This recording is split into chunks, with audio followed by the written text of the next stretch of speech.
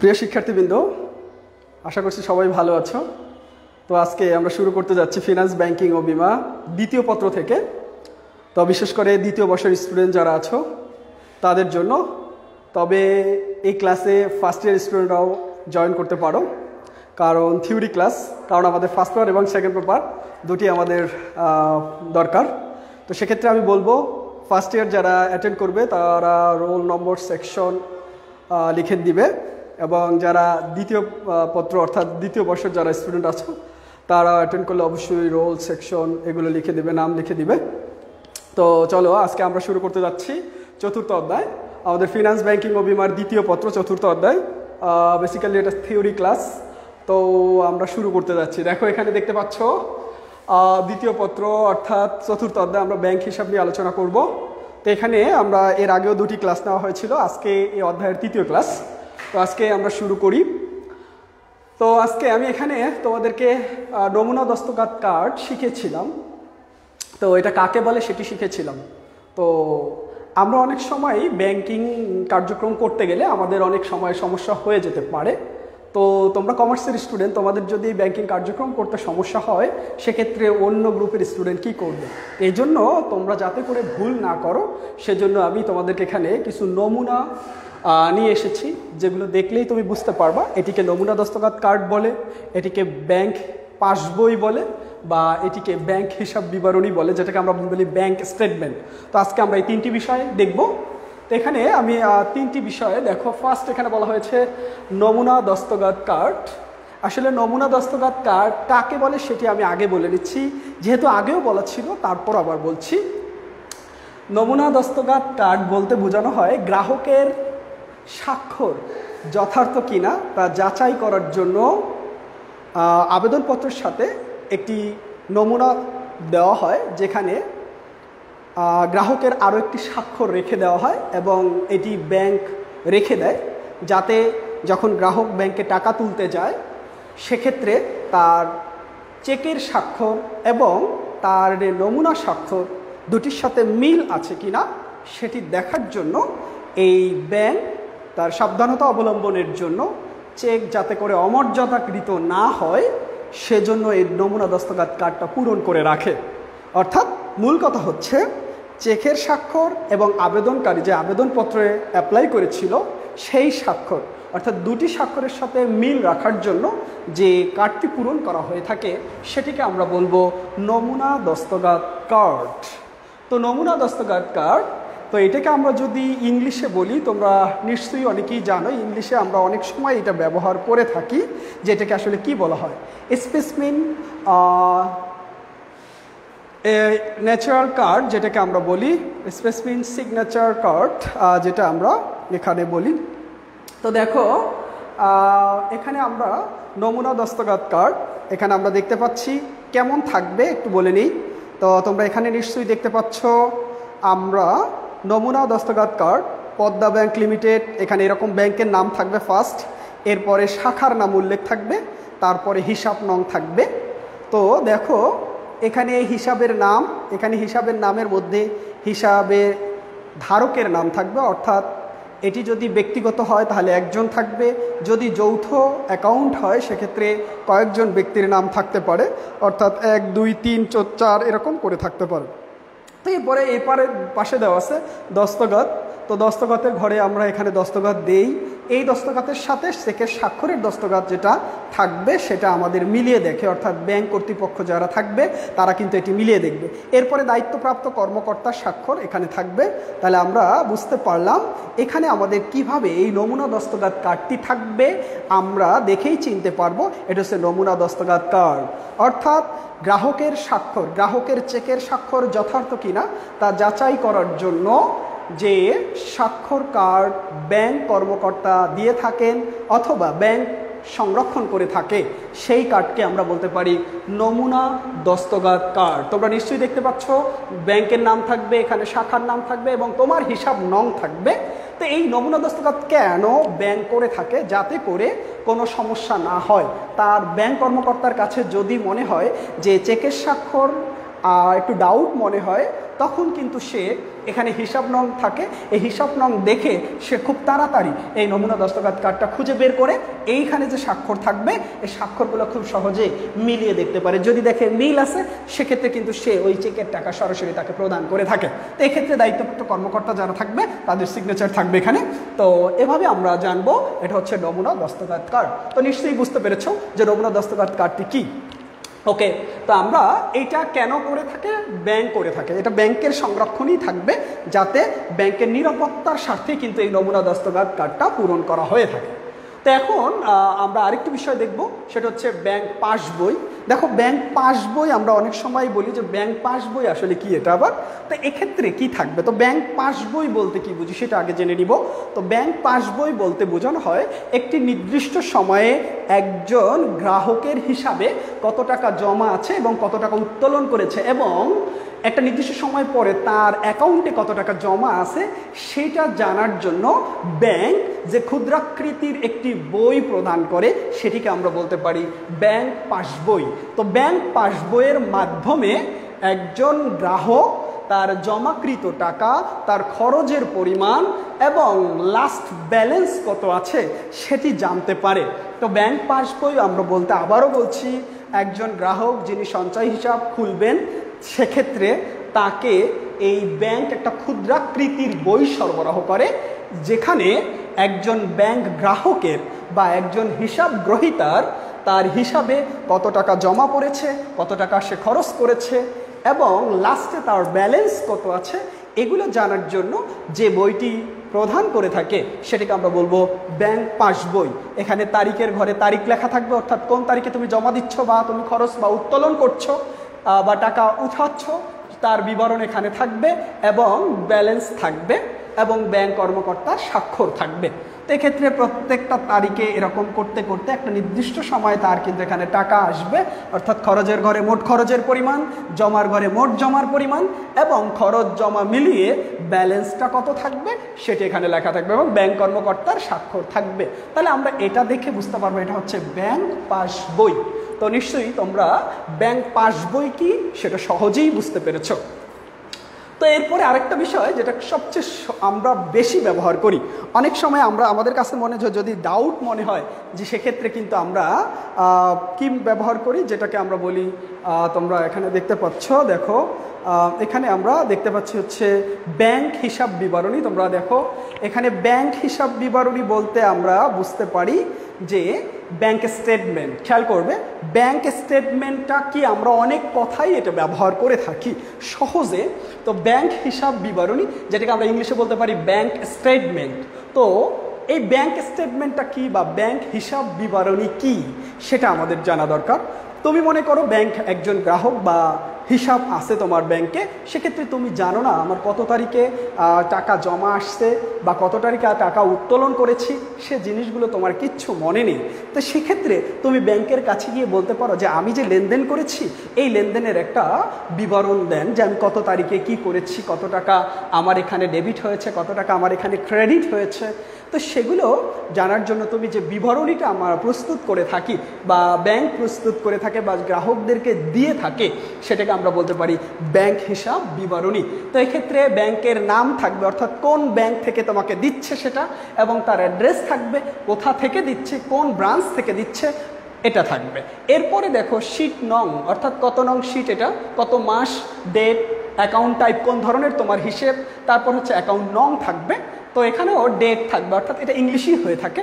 তো আমরা ব্যাংকিং লেনদেনের ক্ষেত্রে অনেকগুলো সবগুলোই আমরা ম্যাক্সিমাম ক্ষেত্রেই দেখতে পাচ্ছি যে প্রাইভেট ব্যাংকগুলোর কথা যদি বলি তখন কিন্তু সবগুলো আমরা ইংলিশে দেখি। তো দেখো এখানে থাকবে ডেট, অর্থাৎ তারিখ থাকবে, ট্রানজ্যাকশন লেনদেনের পরিমাণ বা লেনদেনের বিবরণ থাকবে, ডি আর মানে ডেবিট, এখানে সি আর মানে ক্রেডিট এবং ব্যালেন্স, ডেবিট ক্রেডিট মিলিয়ে ব্যালেন্স এবং থাকবে। তো এখানে হচ্ছে আমরা এটাকে বলতে পারি ব্যাংক হিসাব বিবরণী। তো ব্যাংক হিসাব বিবরণী আমাদের সংজ্ঞাটা সবাই কিন্তু আমি এর আগের ক্লাসগুলোতেও বলে দিয়েছি, তারপরও আমি আবারও বলছি তোমাদেরকে যাতে তোমরা মনে রাখতে পারো। অর্থাৎ ব্যাংক তার গ্রাহককে তার লেনদেনের সকল তথ্য যখন একটি প্রিন্ট আকারে প্রদান করে থাকে বা প্রিন্ট করে দিয়ে দেয় যে আপনার হিসাব কী তথ্য আছে কী তথ্য নাই, সবগুলো দেখে তাকে যে একটা প্রিন্ট কপি প্রদান করে সেটাকে আমরা বলতে পারি ব্যাংক হিসাব বিবরণী। এই ব্যাংক হিসাব বিবরণী অনুযায়ী একজন গ্রাহক তার হিসাবের সকল তথ্য জানতে পারে। ওকে, এই তিনটি ফরম্যাট আমাদের পরীক্ষায় সাধারণত আসে। এক্ষেত্রে নমুনা দস্তখত কার্ড, ব্যাংক পাসবই এবং ব্যাংক হিসাব বিবরণী। তো নিশ্চয়ই আমি আশা করছি তোমরা সবাই এই তিনটি বিষয় বুঝতে পেরেছো। তো এখানে আমি আরও কিছু আজকে আমরা আরও কিছু অনুধাবন কোশ্চেন আমরা আলোচনা করব। তো অনুধাবন কোশ্চেনগুলো আমি একটু বলে দিচ্ছি, যেগুলো গত ক্লাসগুলোতেও ছিল, তারপরও আমি বলছি। তো আমরা এখানে দেখতে পেয়েছিলাম যে আসলে হিসাব কত প্রকার, একটু খেয়াল করবে। আমরা হিসাব কত প্রকার ছিল তোমাদের নিশ্চয়ই জানা আছে। আমরা জানি হিসাব কত প্রকার, 3 প্রকার। তো কি কি হিসাব? চলতি হিসাব, সঞ্চয় হিসাব এবং হচ্ছে স্থায়ী হিসাব। তো এখন এই এক একটা হিসাব কিন্তু এক একজনের জন্য ভালো। দেখো, আমি বলেছিলাম চলতি হিসাব, যে হিসাবে যতবার খুশি টাকা জমা দেওয়া যাবে এবং যতবার খুশি টাকা উত্তোলন করা যাবে সেই হিসাবটা আমরা বলি চলতি হিসাব। আর চলতি হিসাবে কোনো প্রকার সুদ দেওয়া হয় না। আর এই হিসাবটি কাদের জন্য ভালো আমরা জানবো। এই হিসাবটি হচ্ছে ব্যবসায়ীদের জন্য ভালো। তোমরা সবাই জানো, এর আগে বলা হয়েছিল। তো এখন যদি তোমাকে কোশ্চেন করা হয় একজন ব্যবসায়ীদের জন্য বা একজন ব্যবসায়ীর জন্য কোন হিসাবটি ভালো, তাহলে আমার অ্যান্সার হবে কি চলতি হিসাব হচ্ছে একজন ব্যবসায়ীর জন্য সবচেয়ে ভালো। তো আমরা খুব সহজেই অ্যান্সার করব কেন ভালো, কি কারণে ভালো। কারণ কি, একজন ব্যবসায়ীকের অনেক প্রয়োজনে তার টাকার দরকার হতে পারে, আবার টাকা জমা দিতে পারে যে কোনো সময়, সে ইচ্ছা করলে টাকা উঠাতে পারে এবং টাকা জমা দিতে পারে। এই জন্য কিন্তু তার জন্য এই হিসাবটি ভালো। তবে এই হিসাবে কোনো প্রকার সুদ দেওয়া হয় না। এরপর আরেকটা হিসাব ছিল যে তোমরা অ্যাজ লাইক এ স্টুডেন্ট, অর্থাৎ তোমরা ছাত্রছাত্রী অথবা একজন চাকুরিজীবী যারা আছেন তাদের জন্য কোন হিসাবটি ভালো, আমরা জানি সঞ্চয় হিসাব। তো এখন সঞ্চয় হিসাব বলতে আমরা কি বুঝি? তো সঞ্চয় হিসাব বলতে আমরা বুঝি যে হিসাবে যতবার খুশি টাকা জমা দেওয়া যাবে, বাট সপ্তাহে 2 বারের বেশি টাকা উত্তোলন করা যাবে না, সেটাকে আমরা বলি কি সঞ্চয় হিসাব। আর এই সঞ্চয় হিসাবে অল্প হারে সুদ দেওয়া হয়। এটাও কিন্তু আমি উল্লেখ করে দিয়েছিলাম কত এক একটা ব্যাংক এক এক রকম দেওয়া হয়ে থাকে। আমরা জানি, এটা দেখানোর দরকার নেই, দেখাইছি, এটা আলোচনা শেষ। তো এখন আমরা যেটা বলছিলাম যে এক এক ব্যাংকে এক এক রকম হতে পারে, যেমন 6 থেকে 7, কোনো ব্যাংক 6% দেয়, কোনো ব্যাংক 7% দিয়ে থাকে, এটা সঞ্চয় হিসাবের বেলায়। তাহলে আমার কোশ্চেন হচ্ছে চাকরিজীবী এবং ছাত্রছাত্রীদের জন্য কোন হিসাবটি ভালো? সঞ্চয় হিসাব। এবং এই সঞ্চয় হিসাব কেন ভালো? কারণ কি, একজন চাকরিজীবী তার একটা লিমিট ইনকাম থাকে, সে মনে করে 5,000 টাকা প্রতি মাসে সেভ করছে, ওই 5,000 টাকা সে এখানে রেখে দিচ্ছে। তো এবং নির্দিষ্ট একটা সময়ে বাধা থাকে যেখানে আমি ইচ্ছা করলেই টাকা উত্তোলন করতে পারবো না। এই জন্য কিন্তু তাদের জন্য এই হিসাবটা ভালো, বা একজন ছাত্রছাত্রীর জন্য এই হিসাবটি ভালো। এবং আরেকটা সুবিধা হচ্ছে এই হিসাবটি অল্প টাকা দিয়েও শুরু করা যায়, বা অল্প টাকা জমা রেখেও আমরা এটা করতে পারি। তো যে কোনো ব্যক্তির জন্য এই হিসাবটি খুব সহজ। এই হিসাবটির পরিমাণটাই বেশি, ম্যাক্সিমাম মানুষই এই সঞ্চয় হিসাবটা খুলে থাকে। তো তারপরে হচ্ছে কি আরেকটা হিসাব, যেটাকে আমরা বলি স্থায়ী হিসাব বা ফিক্সড ডিপোজিট, যেটাকে আমরা বলি স্থায়ী বা মেয়াদি আমানত বা মেয়াদি হিসাব। অর্থাৎ যে হিসাবে যতবার খুশি আমরা টাকা জমা দিব, বাট একটা নির্দিষ্ট সময় থাকবে। কি থাকবে? একটি নির্দিষ্ট সময় থাকবে। অর্থাৎ যে হিসাবে একটা নির্দিষ্ট সময়ের ভিত্তিতে খোলা হয়ে থাকে সেই হিসাবকে আমরা বলতে পারি স্থায়ী বা মেয়াদি হিসাব। এই হিসাবে সবচেয়ে বেশি সুদ দেওয়া হয়, অর্থাৎ এক এক ব্যাংক এক এক রকম 12-13% করে এই সুদ দেওয়া হয়ে থাকে। তবে খেয়াল করবে এই হিসাবটি কাদের জন্য ভালো? সাধারণ মানুষের জন্য ভালো না। অর্থাৎ যাদের অজস্র পরিমাণে টাকা আছে, টাকা জমা থাকে, অনেক ধনী ব্যক্তিবর্গ যারা আছে, তাদের জন্য এই হিসাবটি ভালো। আর এই হিসাবটা একটা নির্দিষ্ট সময় কিন্তু খেয়াল করবে, 1 মাস, সর্বনিম্ন 1 মাস এবং সর্বোচ্চ 1 বছর, 5 বছর, 10 বছর, 20 বছর এরকম হয়ে থাকে। তো এখন খেয়াল করো, তুমি টাকা জমা রাখছো, হঠাৎ করে তোমার টাকার প্রয়োজন হচ্ছে, সেক্ষেত্রে তুমি কি করবে? টাকা উঠাবে না? অবশ্যই উঠাবে। তবে সেক্ষেত্রে তুমি কোনো সুদ পাবে না, কারণ সময় অতিক্রান্ত হয় না। সময় অতিক্রান্ত হবে, পরে যদি তুমি টাকা উত্তোলন করো সেক্ষেত্রে কিন্তু তুমি কি পাবে? টাকা, অর্থাৎ সুদ পাবে। তাহলে এইটাই ছিল আমাদের এখানে 3 ধরনের হিসাব আমরা দেখতে পেয়েছিলাম। এই 3 ধরনের হিসাব আমরা এখানে দেখি। তো এরপরে আরেকটা কোশ্চেন তোমাদের অনেক ক্ষেত্রেই আমরা জানি আসে। তোমরা এখানে দেখো KYC, আমি এখানে লিখছি KYC ফর্ম ব্যাংক হিসাবের ক্ষেত্রে কেন গুরুত্বপূর্ণ। KYC মানে হচ্ছে নো ইউর কাস্টমার। KYC মানে হচ্ছে কি? No your customer. অর্থাৎ তোমার কাস্টমারকে জানো। কাস্টমার মানে হচ্ছে গ্রাহক, অর্থাৎ আমরা যারা ব্যাংকে হিসাব রাখবো তারাই হচ্ছি ওই ব্যাংকের কাস্টমার। তো এখানে আমি ব্যাংকে হিসাব রাখছি, সেক্ষেত্রে আমি হচ্ছি ব্যাংকের কাস্টমার। তাহলে ব্যাংকের একটা কাজ হচ্ছে তার গ্রাহককে সঠিকভাবে জানা। তো এই জন্য প্রত্যেকটা ব্যাংক কী করে, কেওয়াইসি ফর্ম পূরণ করে।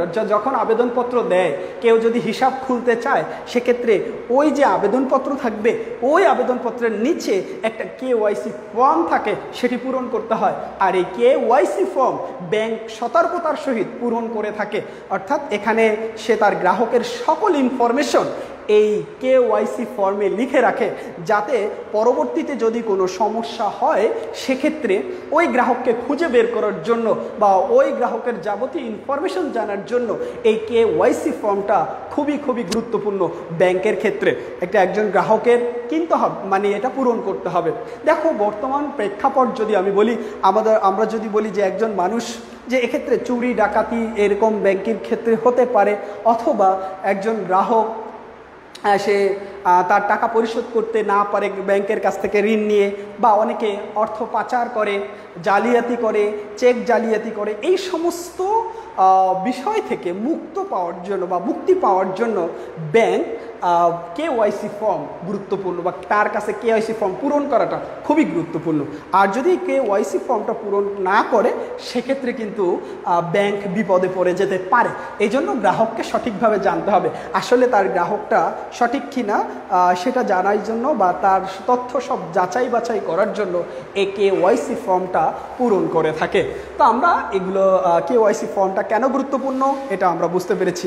এটা কিন্তু তোমাদের পরীক্ষায় আসে, আমরা অনেকবার দেখেছি, এই কোশ্চেনটি অনেকবার চলে আসছে। তো এখানে আমরা অনেক ধরনের হিসাব আছে, হিসাব দেখতে পেয়েছিলাম। তো আমি কয়েকটা হিসাব তোমাদেরকে একটু বলে যাচ্ছি। পেনশন বা বিশেষ সঞ্চয় হিসাব।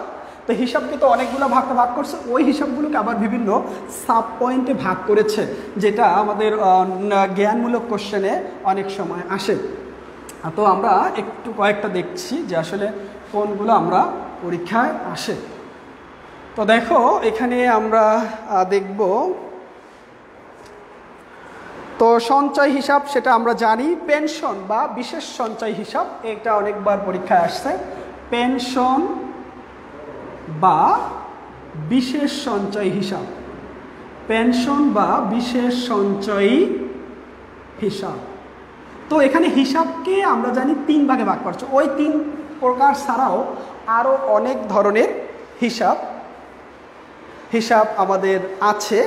তো এই হিসাবগুলো আমরা একটু দেখব। দেখো এখানে কি কি হিসাব আছে একটু দেখে নেই।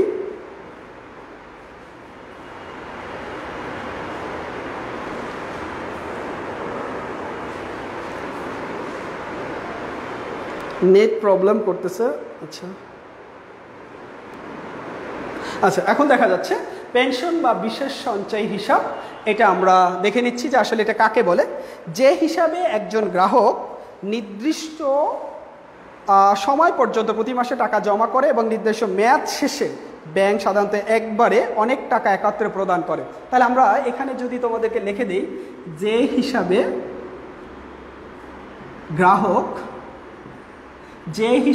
গ্রাহক একটি নির্দিষ্ট সময় পর্যন্ত টাকা একটি নির্দিষ্ট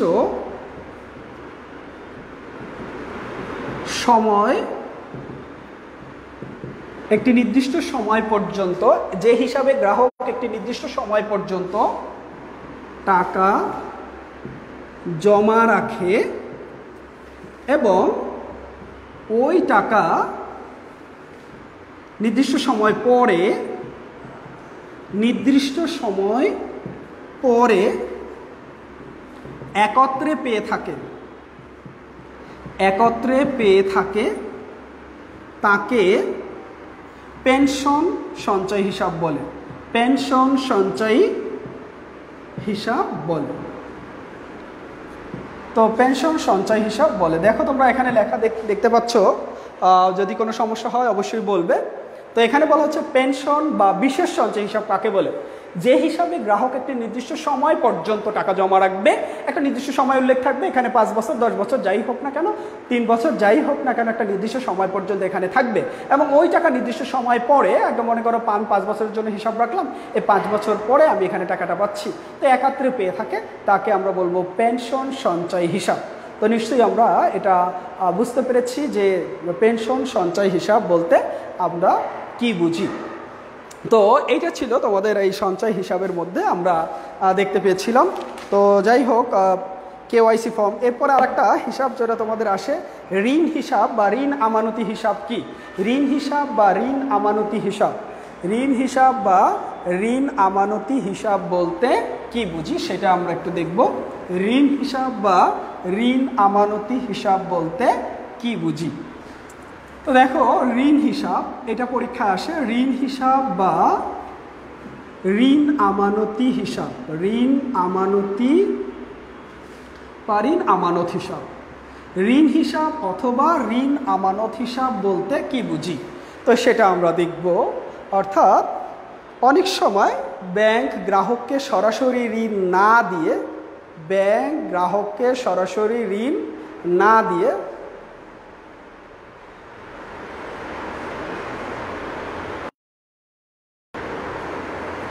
তাহলে আমরা ঋণ হিসাব বা ঋণ আমানতি হিসাব বলতে কি বুঝি? অর্থাৎ যে হিসাবে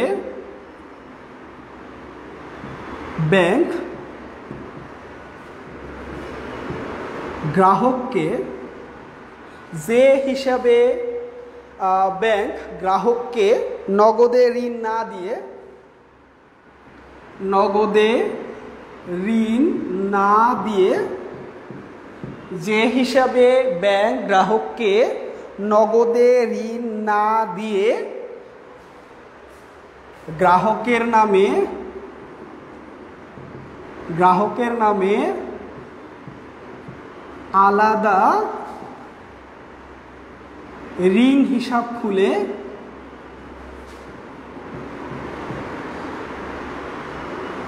ঋণ দেয়, তাকে ঋণ আমানত হিসাব বলে, আমানত হিসাব বলে। এই কোশ্চেনটি খুবই ইম্পর্ট্যান্ট, আমি আবার বলছি।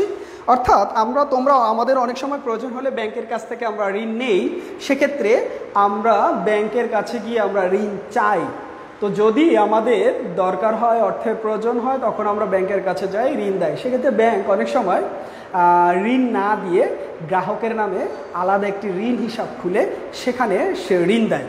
তো এই যে ঋণ দেয়, এটাকে আমরা বলতে পারি ঋণ আমানত হিসাব। তো আমরা আজকে, আমি এই অধ্যায়ের শেষ ক্লাস ছিল, কারণ এই অধ্যায়ে আমাদের আর আলোচনার কিছুই নেই। তো এই অধ্যায়ে আমরা শেষ করছি। তো নেক্সট অর্থাৎ আগামী ক্লাসে আমি তোমাদের পঞ্চম অধ্যায় নিয়ে আলোচনা করব, যেটাকে আমি পঞ্চম অধ্যায় হচ্ছে আমাদের হস্তান্তরযোগ্য ঋণের দলিল। এই অধ্যায়টি আমি নেক্সট ক্লাসে অর্থাৎ পরবর্তী ক্লাসে আমরা দেখাবো। তো আজকে আমরা এই ক্লাসটি যেহেতু শেষ ছিল, তো আমি অনেকগুলো কোশ্চেন তো আমরা আলোচনা করেছি। সে কোশ্চেনগুলো আমি আবার বলছি। নমুনা দস্তখত কার্ড, ব্যাংক পাসবই এবং হচ্ছে ব্যাংক হিসাব বিবরণী, এবং কোন হিসাব কাদের জন্য ভালো, এবং পেনশন সঞ্চয় হিসাব বা ঋণ আমানতি হিসাব, এই কোশ্চেনগুলো থেকে আমাদের বেশিরভাগ পরীক্ষায় কোশ্চেনগুলো এসে থাকে। তো আজকে এ পর্যন্তই আমি এই ক্লাসটি শেষ করছি। তো সবাই ভালো থাকবে, সুস্থ থাকবে, আল্লাহ হাফেজ। তো আগামী ক্লাসে আগামী শনিবার আবার এই দ্বিতীয় পত্র থেকে আবার ক্লাস হবে, পঞ্চম অধ্যায় আমি শুরু করব। ওকে, ঠিক আছে, আল্লাহ হাফেজ।